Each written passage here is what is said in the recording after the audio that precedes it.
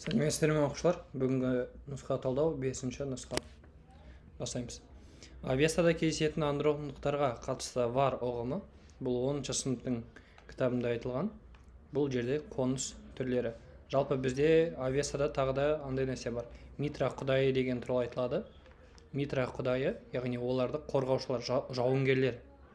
Құдайы арбаның үстінде жүрді деп айтады. Арбада тұрған деп айтады. Жалпы андрон мәдениеті ол біздерге қай дәуірге жатады десе, ол бізде оқушылар қола дәуіріне жатады, қола дәуіріне жатады. Ал қола дәуіріндегі маңызды оқиғалар қандай десе, давайте жазып кетейік. Бірінші ол қоныс түрлері, тұрақты қоныс. Екіншісі ол дөңгелек. И үшінші маңызды оқиға ол бізде қола құю, яғни қоланың пайда болуы. Сол үшін де бұл қола дәуірі деп айтады. Келесі 1457 жылы ойраттар билеушісі Үстемір Тайшыдан, яғни ойраттардағы билеушіні оларда Тайшы деп атаған. Әбілқайыр хан жеңілді. Қай жақта? 1457 жылы ол Сығанақ түбінде жеңіледі. Сығанақ түбінде жеңілгеннен кейін болашақта бұл біздің қазақ хандығының құрылуына себеп болады. Яғни қазақ хандығының құрылуына себеп болған оқиға десе, қай оқиғаны айтасыздар? Дәл осы именно ойраттардан жеңілгендігін айтасыздар. Ойраттар туралы айтып кетейік. Жалпы ойраттар болашақта олар жоңғар хандығы деп өзгереді. Яғни жоңғар хандығы деп.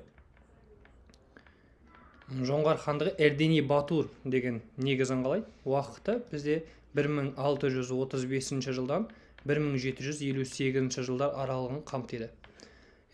Жоңғар хандығы ол жердегі қараңыздар қызық дерек. Ойраттар жаңа айттық қой, билеушіні Тайшы десе, жоңғарлардағы билеушілік лауазым ол бізде қон Тайшы, яғни айырмашылығы осыда ғана. Жақсы.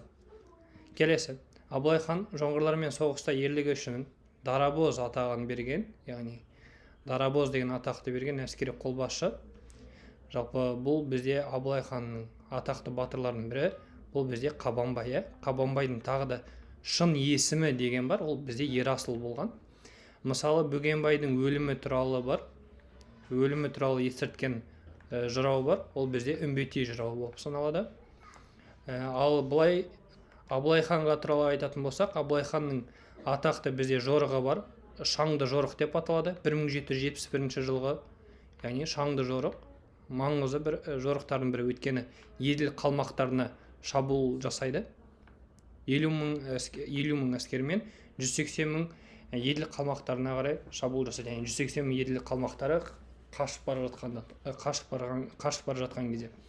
Келесі 1986 16 желтоқсанда Қазақстан Компартиясының шешім бойынша республиканың бірінші хатшы қызметтен тағайындалды.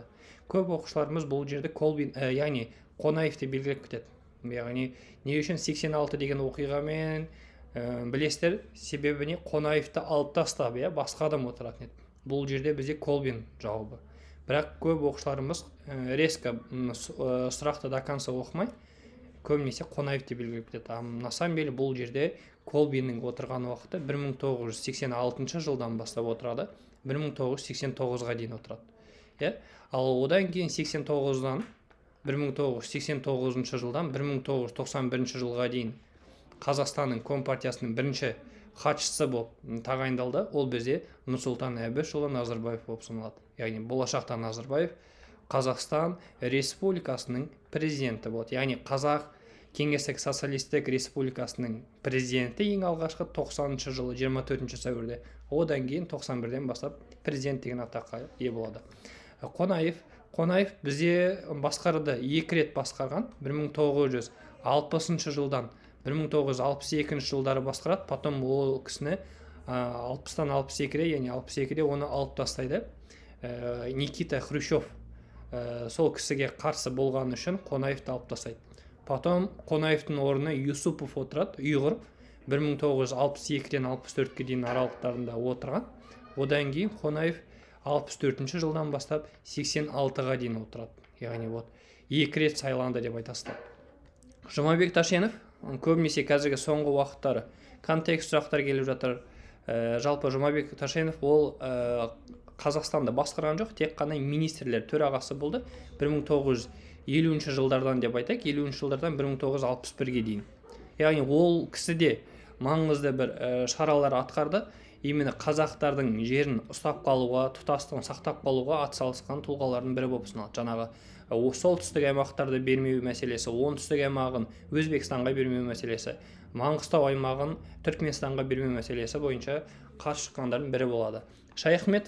Шайхметовтің басқарған уақыты 1946 жылдан бастап отырды, 1954 жылға дейін отырады. Яғни 54 жылы тың игеруге қарсы болған үшін бұл кісіні тоже биліктен алып тастайды.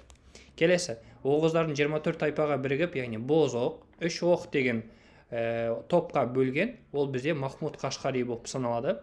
Бұрындарда негізінен базада Мәрвади деген болатын еді, 12 тайпаға бөлді деп. Қазір енді жоқ, тек қана Махмуд Қашқари туралы айтамыз. Сосын жалпы оғыздар туралы не айтуға болады? Оғыздар орыс деректерінде оларды қалай атады? Орыс деректерінде оларды торг деп атаған. Естеріңізде бар болса, жалпы оғыз мемлекетінің уақыты 9 ғасыр мен 11 ғасырлар аралығын қамтиды. Олардағы билеушілік лауазым, яғни жабу болған. Билеушілік лауазым, жабу басқалардан сәл ерекше. Давайте билеуші оларда жабу болады. Сосын тағы да ұбт-да келіп жүргендердің бірі ол няня туралы, жаңағы мұрагерді тәрбиелеуші Атабек туралы сұрақтарда кездеседі. Сосын әскер басы туралы сұрақ болады оларға байланысты. Әскер басы бұл жерде Сюбаши деген болған. Сюбаши. Келесі. Ақтабан шұбырынды Алқакөл сұлама кезінде оқиғасын бастан өткерген жауынгерлік рухты дәріптеген жырау.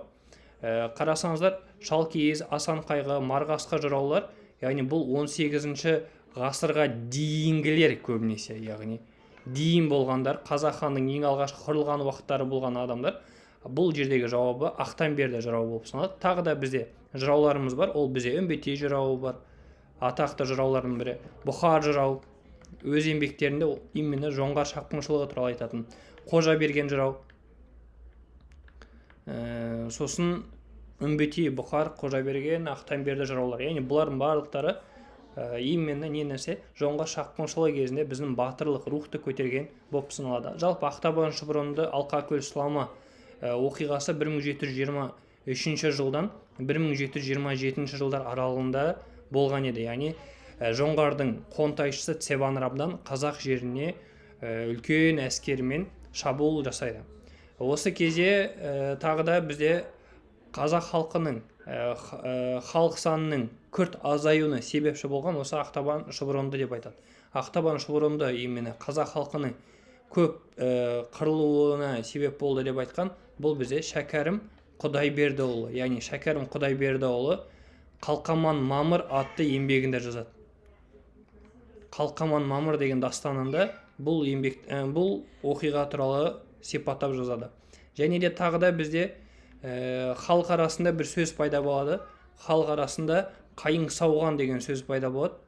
Негізінен Ақтабан шұбырынды Алқакөл сұлама деген сөзі мағынасы Ақтабан, яғни табаның ағарғанша шұбырынды деген шұбырып қашады. Алқакөлге дейін, батысқа дейін сұлама, яғни сұлама құлап қалма, яғни измотанный деп айтады орысша сөз. Яғни сол сияқты құлап қалма, шаршап қалма, шыдай тұр деген сияқты айтады. Сол кезде халық арасында 18 ғасырда Елімай деген ән пайда болады. Яғни Қаратаудың басынан көш келеді, көшкен сайын бір тайлақ бос келеді деп айтады. Жолда адамдардың барлығы қырылуы сол өлең арқылы бейнеленеді. Келесі 1731 жылы Омбы бекінісінің маңында болған оқиға жауабы қазақтар мен орыс гарнизоны арасында қақтығыстар өткен. Өйткені қазақтардың көбісі алғашқысына түсінбеді, яғни Ресейге қосылу мәселесі туралы, яғни бұл өйткені Әбілқайырдың жастардың түрінде жаңағы елші жіберуі баяндалады негізінен. 1730 жылы 1731-дегі оқиға бар. 1730 жылы бізде именно кімді айтамыз? Әбілқайыр хан елші ретінде Қойдағұлы мен Қоштайұлы деген екі елшіні жібереді. Қоштайұлы екіншісі Қойдағұлұлы. Бұл екі елшіні қайда жібереді? Петербургқа жібереді. Петербургта Ресейдің патшайымы болған Анна Иоанновна Тевкелев дегенді жібереді. Яғни елші алмасады. Бұл жерде Ресейдің кіші жүздің Ресейге қосылуы баяндалады. Келесі, Қасым хан туралы дұрыс дәйекті анықтаңыз. Яғни жалпы Қасым хан бізде басқарған уақыты 16 ғасырдың басы, нақтырақ айтатын болсақ 1511-1518 жылдар аралығында қамтыған еді. Немесе кейбір деректерде 1523 жылы қайтыс болды деп айтады. Өйткені орыс деректері бойынша 23-18-де Мұхаммед Хайдар Дулатидің, яғни тарихи Рашиди атты еңбегінде айтылады. Қасым хан кезінде, яғни дәуірлеген кезеңі қазақ ханның Еділ жағалауына дейін кеңейткен. Қазақ ханның негізін қалаған ол бізде Керей болып саналады. Яғни ол есептелмейді. Қазақ хан ең ұзақ отырған ол бізде Хақназар хан болып саналады. Келесі 15 ғасырдың екінші ширегінде билік етті десек, ол жаңағы Керей тоже саналады. Өйткені 1465-тен, яғни даже екінші ширекке де келмейді. Жалпы ширекте 25 жыл сайын болады. Сонда целом айтқанда мынаны жазбасақ та болады. Кеттік. Келесі 1836-38 жылдары Бөкей ордасына көтерілістің жеңілу себебі не үшін болады? Жеңілу себебі А варианты болып саналады. Көтерілісшілердің айқын бағдарламасының болмауы. Бұл жерде көтерілісті басқарғандар кімдер десе, бірінші давайте Бөкей ордасы қай жақта орналасқан? Бөкей ордасы орналасты бізде Еділ мен Жайықтың аралығында, Еділ мен Жайықтың аралығында. Бұрында естеріңізде бар болса, орта ғасыр деген тақырып кезінде Ноғай ордасы деген өтілген еді. Сол Ноғай ордасының орналасқан жері осы Еділ мен Жайықтың аралығы. Дәл солай Бөкей ордасы да Еділ мен Жайықтың аралығында орналасқан. Немесе Бөкей ордасын ішкі орда десек те болады.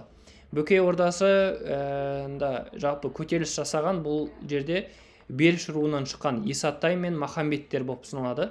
Исатай Тайманұлы, Махамбет Өтемісұлы болып саналады. Бұл екеуі де кіші жүзден Беріш деген рудан шыққан екен. Енді бұл жердегі не үшін себеп болды? Жер мәселесі негізгі мақсат. Яғни негізгі көтерілістің себебі жер мәселесі. Сосын Бөкей ордасында хан болып отырған Жәңгір хан өзінің қайнатасы Қарауылқожа Бабажанұлын отырғызады. Яғни қайнатасын Каспий өңіріне басшы етіп қойып қояды. Яғни бұл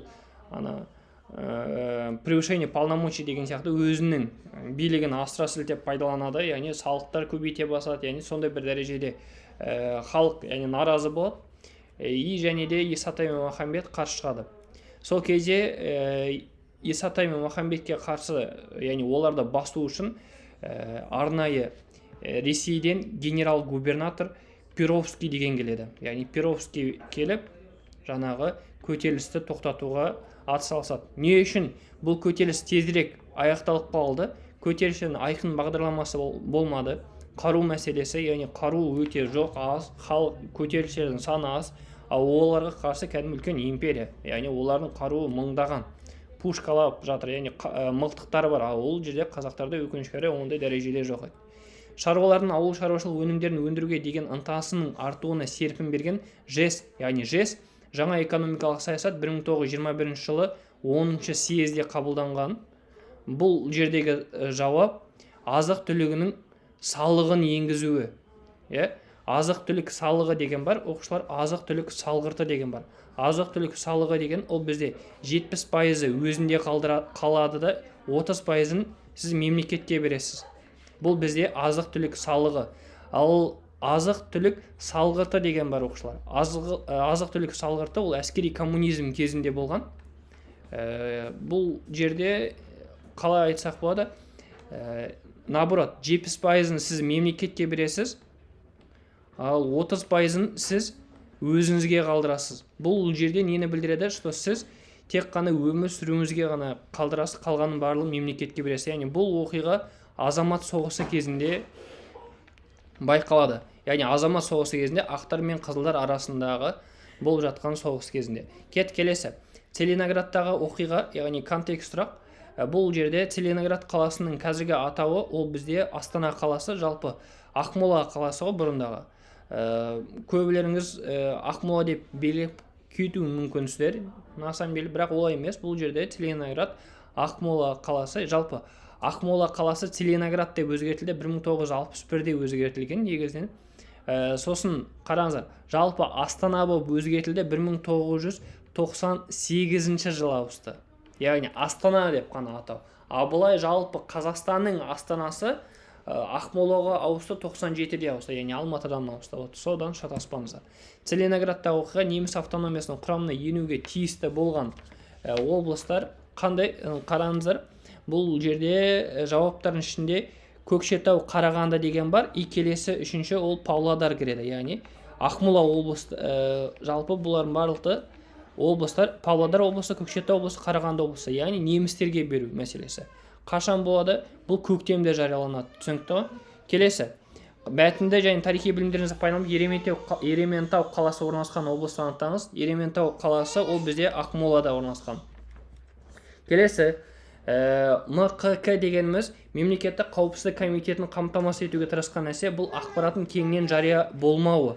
Яғни ақпараттың кеңінен жария болмауы мәселесі басқа жақтағыларға білінбей, яғни ушығып кетпеу үшін. Осы үшін де көбінесе бұл нәрсені сақтауға тырысқан еді. Келесі, Целиноградтағы жастар шеруінің тарихи маңызы неде болды? Қазақ жерінің біртұтастығын сақтауға өз үлесін қосты. Яғни бұл жерде не істеді? Қазақстан біртұтас, неміс автономиясына жол жоқ деген сияқты 16 мен 19 маусым аралықтарында, яғни қазақ жастары митингқа шығады, наразылық танытуға. Келесі, мәлімет бойынша, келесі контекст урбандалу, яғни урбанизация мәселесі. Урбандалу үдерісін анықтаңыз, бұл бізде 70 жылдары болып саналады. Жалпы урбандалу деген ол қала халқының көбеюі, яғни қалаландыру процесі десек те болады. Келесі, тарихи білімдеріңізді және мәліметінде пайдалана отырып, қала халқының үлес салмағын артуы ол бізде урбандалу болып саналады. Келесі, 60-80 жылдары Қазақстанда урбандалу үдерісін анықтаңыз, яғни анықтаңыз неге байланысты деп тұр. Бұл жерде ауыл халқының қалаға көшу себебінен, өйткені ауылда уже жұмыс жоқ, дым жоқ, амалсыз халықтардың барлығы қалаға көше бастады. Келесі, мәліметтің бойынша кеңестік кезеңде Қазақстанда қалалар санының өсуіне әсер еткен жағдай, бұл бізде тың жерлердің игерілуі, яғни тың жерлердің игеру кезінде адамдар жұмыс істей бастады, жұмыс істегеннен кейін неседі орындар табу керек болды, и осы тың жерлердің игеруінің арқасында қалаға көбірек көше бастады.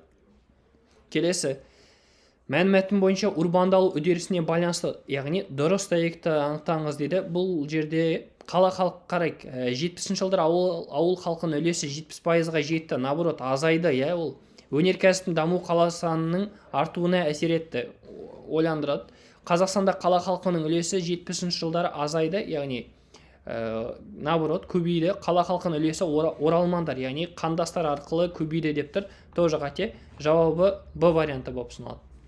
Келесі, яғни жалпы бұл кезде урбандалу кезіндегі процесс не нәрсе? Тағы бір үлкен минустардың бірі, ол ненің минусы? Балалардың көбін, яғни орыс тілді мектептерге бере бастауы. Осының арқасында қазақ мектептері жабыла бастайды, орыс мектептері, яғни орыс тіліне сөйлейтін мектептер көбейе бастады. Осымен талдау аяқталды. Сау болыңыздар.